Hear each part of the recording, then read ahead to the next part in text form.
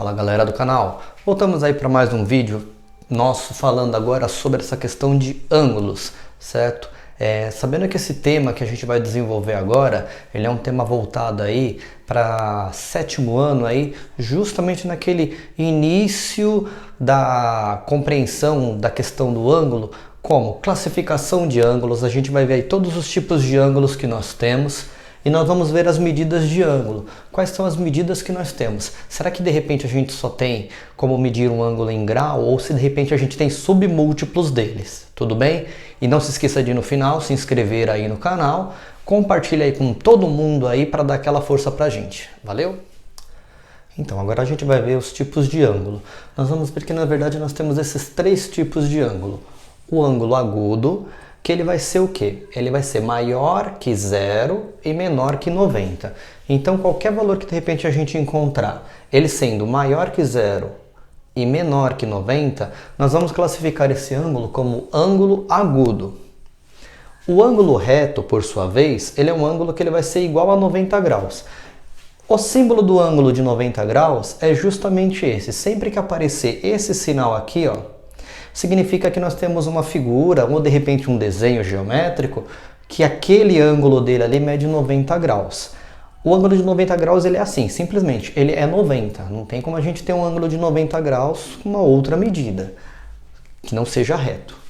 Aí o ângulo obtuso, ele vai ser um ângulo maior que 90 e menor que 180. Então se a gente pegar valores maiores que 90, porém menores que 180, nós temos que isso daí é um ângulo obtuso. Nesse nosso primeiro caso aqui agora, nós vamos ver o que? Alguns outros ângulos, são as classificações deles. Por exemplo, ângulos congruentes. O que vem a ser um ângulo congruente? Na geometria a gente vai usar o termo congruente sempre que a gente fala que são iguais, são semelhantes.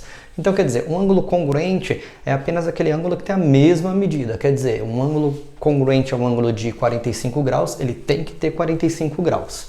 Nesse outro caso, a gente está falando o seguinte, ângulos adjacentes. O que acontece?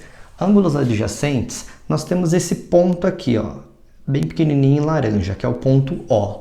Esse ponto O, nós falamos que é o vértice, certo? E aí a gente pode observar o seguinte, que esse ângulo vermelho, ele é o ângulo AOB. Aqui, ó, internamente nele, nessa parte de dentro dele, não tem nenhum ponto em comum com esse ângulo aqui, que é o ângulo BOC. E aí, ao perceber isso, é que eles não têm nenhum ponto em comum, tipo, dentro deles, e que eles estão juntos um do outro, aí a gente fala que são ângulos adjacentes. Agora nós veremos, então, duas outras ideias, que são o quê? Ângulos complementares e ângulos suplementares.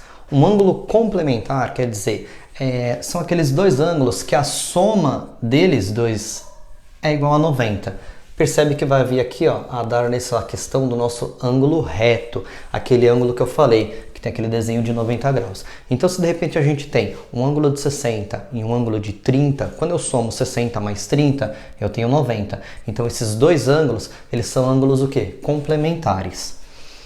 E ângulos suplementares são aqueles ângulos que a soma dos dois, ela vem a dar esse ângulo raso. Que o ângulo raso, ele é o quê? É aquele, como a gente fala, né? Aquele nosso transferidor, que ele é de meia volta, né? Que é de 180 graus. Então, quando a gente tem dois ângulos, que a soma desses dois ângulos dá 180 graus, nós vamos falar que esses dois ângulos são suplementares.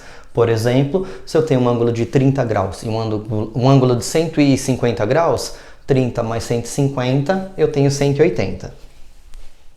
Agora a gente vai ver, então, os submúltiplos de um grau. Quais são os submúltiplos de um grau? O grau, nós vamos ter a definição dele assim, a medida em grau. Ela também pode ser apresentada em minuto ou mesmo em segundo. Apresentou essa bolinha aqui assim, ó, em cima do número, significa que nós temos o quê? A medida ela está em grau.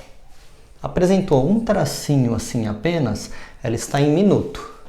Dois tracinhos assim, está em segundos.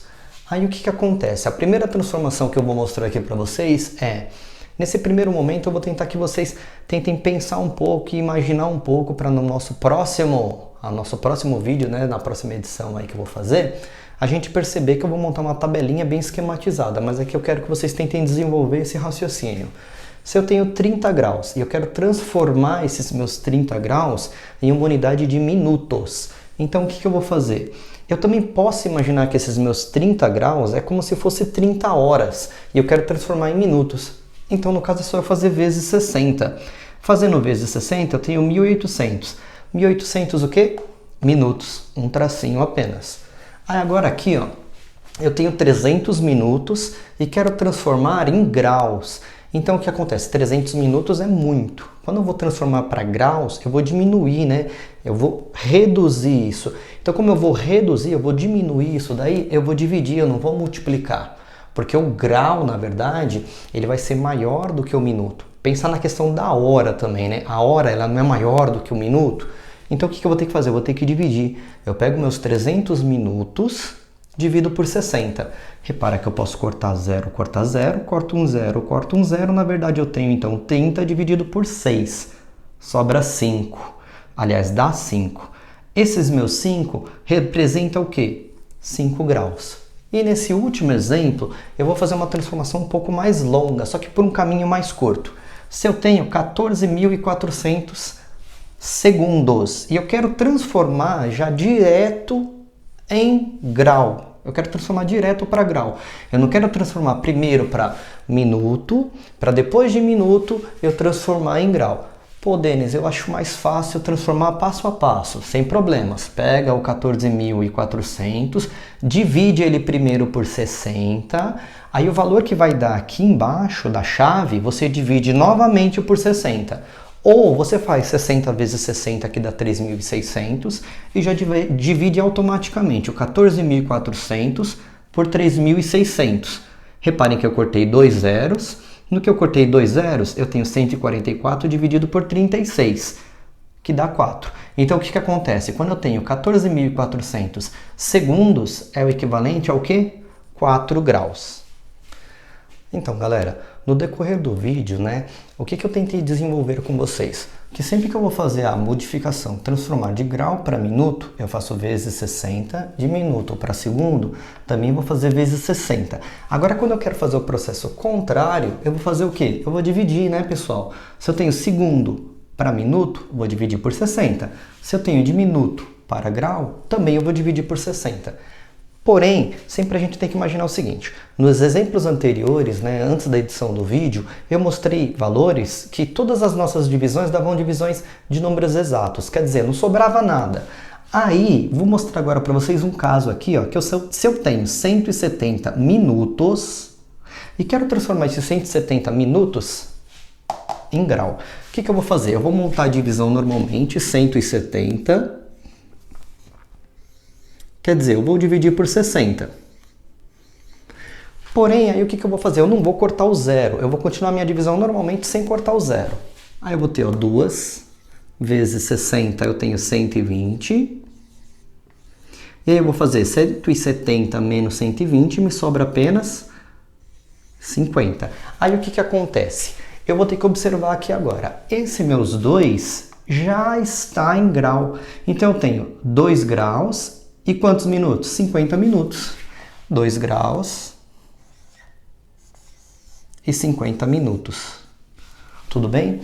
Então, assim, é uma ideia bem simples. Basta a gente apenas fazer o quê? Praticar essa questão da multiplicação por 60 e divisão por 60. Sempre que a gente falar nessa ideia de transformação de grau em minuto, minuto em segundo, multiplicação por 60, ou, do contrário, segundo para minuto, depois para grau, divisão por 60. Beleza, pessoal? Lembrando-se aí, ó, se inscreva no canal, compartilha aí com todo mundo aí, tá? Ativa aí o sininho aí para você sempre estar recebendo as notificações de vídeos, beleza? Valeu, até a próxima. Tchau, tchau. Fui.